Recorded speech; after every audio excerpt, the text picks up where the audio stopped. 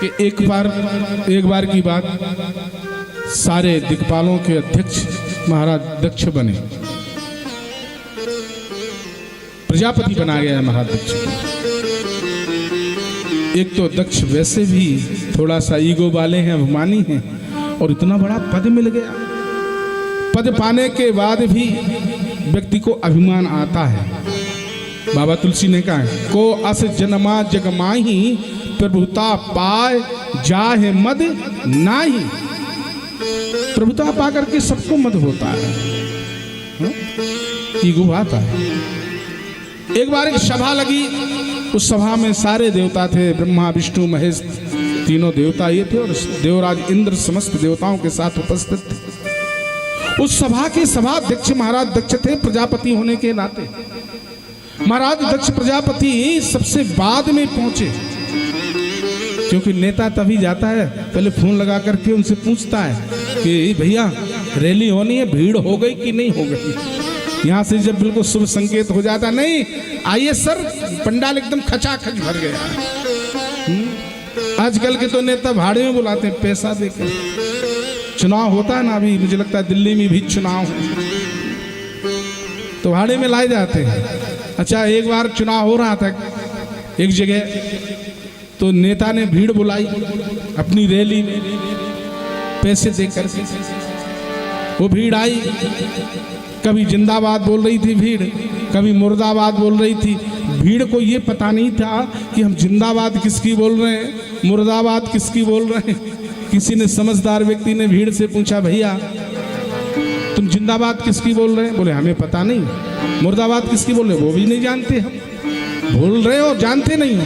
बोले नहीं, हमको पैसा दिया गया था, जो पैसा दे करके लाया था उसने हमें बताया था कि जब मैं दाहिना हाथ खड़ा करूं तो जिंदाबाद बोलना, बायां हाथ खड़ा करूं तो मुर्दाबाद बोलना। हम तो हाथ देख रहे हैं, ये पता नहीं कि मुर्दाबाद जिंदाबाद किसकी बोल रहे। ये स्थिति। दक्ष महाराज सबसे बाद में पहुंचे। जैसे पहुंचे तो सभाध्यक्ष थे महाराज, सारी सभा खड़ी हो गई।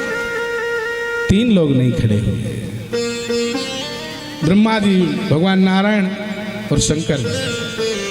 2 लोग नहीं खड़े हुए, कोई बात नहीं। सारी 3 लोग खड़े नहीं हुए, कोई बात नहीं, सारी सभा तो खड़ी थी। बड़ा दुख हुआ, क्रोध आया महाराज दक्ष। और ये कथा भागवत जी में विस्तार से है। रामचरितमानस में तो संक्षेप में बाबा तुलसी ने संकेत किया है, लेकिन विस्तार से श्रीमद् भागवत महापुराण में ये कथा विस्तार से। बैठ करके महाराज दक्ष ने कहा कि कोई बात नहीं, ब्रह्मा जी मेरे पिता हैं, नहीं खड़े हुए। भगवान नारायण जगत स्वामी हैं, स्वामी नहीं खड़ा हुआ तो कोई बात नहीं, लेकिन इस शंकर को तो खड़ा होना चाहिए था। ये मेरा जमाई है, मैं इसका ससुर हूँ। ससुर जमाई का रिश्ता तो पिता पुत्र के समान होता है। इसको तो हमारे सम्मान में आज खड़ा होना चाहिए था। अब महाराज भागवत जी में वर्णन है कि इतनी गालियां दी दक्ष ने भोलेनाथ को। भोलेनाथ कुछ नहीं बोले। उसी बात का बदला वहां कह करके आए थे कि आज के बाद किसी यज्ञ में महादेव के लिए कोई स्थान ही नहीं होगा, और सबसे पहला यज्ञ हम करेंगे। और महाराज उसी दृष्टि से महाराज दक्ष ने एक यज्ञ का आयोजन किया। एक बात बताएं, हम सत्कर्म भी करें और किसी को नीचा दिखाने के लिए करें तो वो सत्कर्म कभी निर्विघ्न संपन्न नहीं हो सकता। हमसे भी कहते हैं, पंडित जी इन्होंने क्या कथा कर, जब हम कराएंगे तब देखना। कथा तो कथा है, कोई भी कराए। कभी भी किसी को नीचा दिखाने के लिए हम कोई धर्म का आयोजन न करें, वो कभी भी निर्विघ्न संपन्न नहीं होगा। महाराज धर्म का आयोजन तो तभी पूर्ण है जब हृदय के भाव विशुद्ध हो। महाराज इधर यज्ञ की तैयारी होने लगी और उधर शंकर जी बीते संबत सहस 87। कितनी वर्ष बैठे रहे भोलेनाथ? 87 वर्ष, 87 वर्ष, 87 ईयर्स। बीते संबत सहस 87 तजी समाधि शंभु अभुनासे। और जब समाधि से जगे तो दर्शन करिए कि रामो रामे शिव सुमिरन लागे। रामो राम शिव सुमिरन लागे। जानहु सती जगतपति जागे। राम शिव सुमिरन लागे। जानहु सती जगतपति जागे। जाहे सुशंभु पद बंदन की हाँ। जाए शंभु पद बंदन की ना। सन्मुख शंकर आसन देना। सन्मुख शंकर आसन देना। सती बिलो के व्योम में विमाना। सती लोके व्योम में विमाना। जाते चले सुंदर विधि नाना। जाते चले सुंदर विधि नाना। सुर सुंदरी करही कल गाना। सुर सुंदरी करही कल गाना। सुनत श्रवण छूटहि मोन ध्याना। सुनत श्रवण छूटहि मोन ध्याना। छूटहि मोन ध्यान। छूटहि मोन ध्याना। महाराज उसी समय राम राम राम राम भोलेनाथ बोले। जाना सती जगति पति जागे। सती जी जान गई कि भोलेनाथ जागृत अवस्था में आ गए। और यहाँ एक संकेत बाबा तुलसी का है कि जीवन का जागरण तभी होगा जब हम इस राम राम नाम की शरणागति लेंगे। यदि राम से हम विमुख हैं तो समझ लो कि हम सो रहे हैं। मोह निशा जग सोमनि हारा। हम सब लोग मोह रूपी रात्रि में सो रहे हैं। लग रहा है कि हम जगे हुए। जीवन का जागरण तो तभी है जब हमारा संबंध राम से और राम के नाम से हो जाए। और जब तक राम से और राम के नाम से हमारा संबंध नहीं है तब तक समझ लो कि हम जगते हुए भी सो रहे हैं। इस जागरण का कोई मतलब पहुंची। शंकर जी ने सामने बैठा है। उसी समय महाराज हवाई जहाज उड़ रहे थे कैलाश पर्वत से। अच्छा एक बात है, दुनिया को भी बड़ा बीच में आनंद लेने का बड़ा सुख मिलता है संसार में। इन देवताओं को पता था कि शंकर जी की और महाराज दक्ष की ससुर और जमाई की लड़ाई है और सबको निमंत्रण दिया महाराज दक्ष ने यज्ञ में आने के लिए। सती शंकर को कोई कार्ड नहीं आया। तो ये सारे देवता अपने परिवार पत्नी के साथ अपने अपने विमानों में बैठ करके और कैलाश पर्वत के ऊपर से जाने लगे। वैसे भैया एक बात देखो कि सड़क में तो मजबूरी होती कि सड़क से यात्रा करनी है, जहाँ सड़क होगी वहीं गाड़ी चलेगी। लेकिन आसमान में तो कोई ऐसा प्रतिबंध नहीं है। हवाई जहाज दूसरी जगह से भी जा सकता था इनका विमान, लेकिन जानबूझ करके कैलाश पर्वत में पर्वत के ऊपर से हवाई जहाज उड़ा करके ये देवता जा रहे हैं। अच्छा ठीक है, जा रहे थे तो शांति से चले जाते, शांति से भी नहीं जा रहे हैं। लिखा हुआ है कि महाराज सुर सुंदरी करही कलिगाना, गीत गाते हुए महाराज। और मानो ये देवता भोलेनाथ से कह रहे हैं सती जी से कि देखो, सती जी से कह रहे हैं शंकर जी से कि आपके पिता ने हमको तो बुलाया लेकिन आपके ससुर ने आपको नहीं बुलाया। जले में नमक डालने वाला का। सती जी ने देखा, शंकर जी से पूछा महाराज ये इतने हवाई जहाज कहाँ उड़ रहे हैं, ये सारे देवता, ये देव पत्नियां कहाँ जा रही हैं ऐसे गीत गाते हुए। तब शंकर जी ने कहा कि आपके पिता के यहाँ यज्ञ हो रहा है सती, और महाराज दक्ष ने सबको बुलाया है, हमें आपको छोड़ करके। ये सारे देवता आपके पिता के यज्ञ में जा रहे हैं। तो सती जी ने कहा, तो प्रभु हमको भी चलना चाहिए, आप तैयार हो जाओ, मैं भी तैयार हो जाती हूँ, अपन भी चलते हैं, सारी दुनिया जा रही तो अपन भी चले, सारे देवता जा रहे हैं। यहाँ शंकर जी ने कहा, सती बिल्कुल बात ठीक कह रही है, चलना चाहिए, लेकिन कहूनी के मोर हूँ मनी भावा। आपने एकदम उचित बात कही है और मुझे भी अच्छी लगी, अपनों के पास चल करके जाना चाहिए, लेकिन अनुचित एक ननीवाति पठावा। लेकिन एक बात की कमी मुझे लग रही है सत्य की, आपके पिता ने हमको निमंत्रण नहीं दिया, कार्ड नहीं भेजा, इसलिए चलना उचित नहीं है। सती जी बोली, महाराज पिता के यहाँ, गुरु के यहाँ, वैद्य के यहाँ, मित्र के यहाँ बिना निमंत्रण के भी जाने में कोई गुरेज नहीं है। ऐसा शास्त्रों में लिखा है कि गुरु के यहाँ, पिता के यहाँ, वैद्य के यहाँ बिना निमंत्रण के भी मित्र के यहाँ चले जाना चाहिए। शंकर जी ने कहा, यह भी बात आप ठीक कह रहे हैं, जाना चाहिए, लेकिन यद्यपि विरोध मान जहां कोई, तहां गए कल्याण ना होई। सती यदि वहां कोई हमसे विरोध मानता है, हमको देख करके किसी का मन कष्ट में आता है, तो वहां नहीं जाना चाहिए। आज सती जी को ब्रह्म सभा की बात भोलेनाथ ने कह करके सुनाई।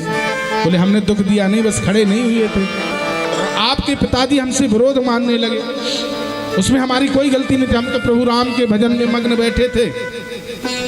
हाँ, आंख बंद थी, हमें पता ही नहीं चला कि आपके पिता कब आए। ठीक है, हमारा अपमान करते, कम से कम आपको बुला लेते, आप तो उनकी बेटी हैं।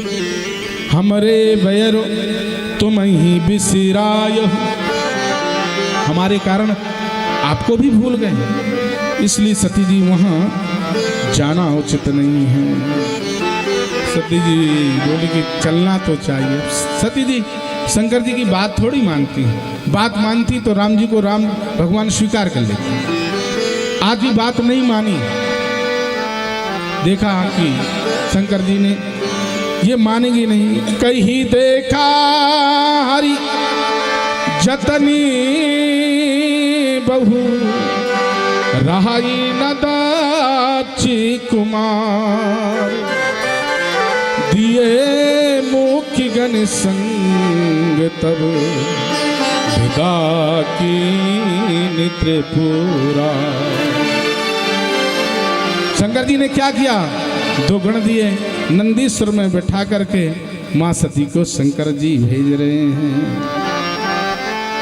तो सती जी पहुंच गई अपने पिताजी के यहाँ, और जब पहुंची तो महाराज दक्ष ने वहां सबसे कह रखा था कि खबरदार, एक तो मैंने उनको बुलाया नहीं सती शंकर को, वो आएंगे नहीं, और फिर भी वो आ गए तो कोई बात नहीं करेगा उनसे, ये मेरा आदेश है। महाराज कोई नहीं बोल रहा है। सती जी पहुंची, सती जी को देखा, देख करके भी अनदेखा कर रहे हैं लोग। और महाराज, लेकिन माँ तो माँ होती है, सती जी को थोड़ा सा अपमान लगा कि मुझसे तो कोई बात ही नहीं कर रहा है, इतने लोग आए हैं, हमारे रिश्तेदार आए हैं, घर के लोग हैं, कोई बात ही नहीं कर रहा है। बड़ा अटपटा सा लगा माँ सती को, लेकिन माँ तो मिली ना, माँ जैसा दुनिया में कोई नहीं हो सकता। दुनिया में कोई जो भी हमसे प्रेम करता है, स्वार्थ के बस प्रेम करता है। यदि दुनिया में निस्वार्थ कोई प्रेम करता है तो हमारी माँ हमसे प्रेम करती है। सादरी भली मिली माता, सादर भले, सादर भले, सादर भले मिली एक माता। भगिनी मिली बहुत मुस्काता, भगिनी मिली बहुत मुस्काता। दक्षिण कच्छ ऊंची कुशलाता, दक्षिण कच्छ ऊंची कुशलाता। सती ही बिलो की जरे सब गाता सतही बिलोरी जरे सब गाता सती जाली देखहु तब जागा सती जाए क्यों तब जागा कतहु न देख शंभु कर भागा कतहु न देख शंभु कर भागा कतहु न देख शंभु कर भागा।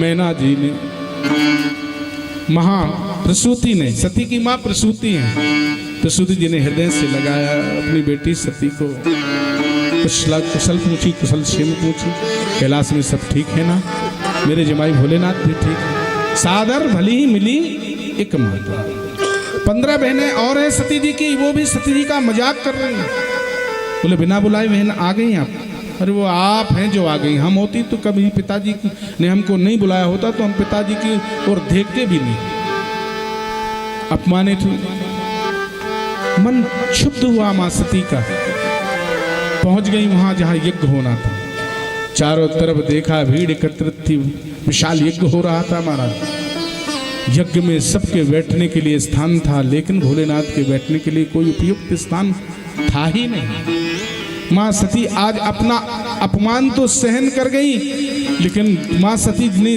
जैसे देखा कि आज इस सभा में मेरे पति भोलेनाथ का अपमान हो रहा है आज मां सती क्रोध की अग्नि में जलने लगी महाराज अत्यंत क्रोध मां सती के हृदय में आ गया अभिमान न जाई सही हृदय न हो ये प्रभो सकल सबई हटी हटकी तब बोली बचन सक्रो मां सती के ओंठ फड़फड़ाने लगे मां सती के नेत्र लाल हो गए मां सती एकदम क्रोध में जलने लगी और सती जी जैसी क्रोध में जली तो सती जी के ने सुनहु सभासद सकल मुनिंदा सुनहु सभासद सकल मुनिंदा कही सुनी जिन शंकर निंदा कही सुनी जिन शंकर निंदा सो पल तुरत लिहब सब काहू सो पल तुरत लिहब सब काहू भली भांत पछता विपिताहू भली भांत पछता विपिताहू संत शंभु श्रीपति अपिवादा संत शंभु श्रीपति अपिवादा सुनिए जहाँ तहाँ सिमरि जादा सुनिए जहाँ तहाँ सिमर जादा काटु तास जौन बसाई काटिए तात जीव जो बसाई काटिहु तास जीव बधाई काटिए तात जीव जो बसाई श्रवण मूंद नतवारी पराई श्रवण मूंद नत चलिए पराई श्रवण मूंद नत चलिए पराई श्रवण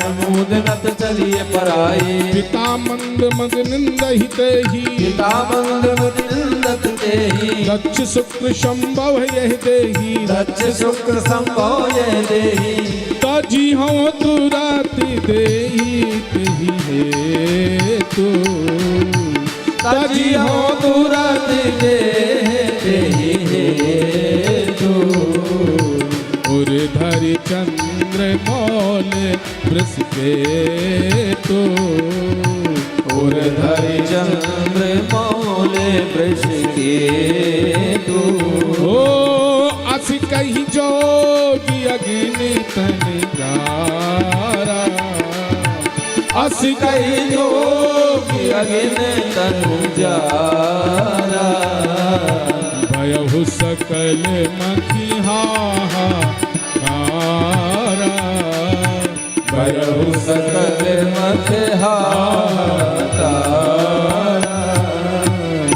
महाराज जब सती मैया ने भोलेनाथ का अपमान देखा माँ सती क्रोध में भर गई और कहा जितने भी सभासद यहाँ विराजमान हैं, मेरी बात को ध्यान पूर्वक सुनो।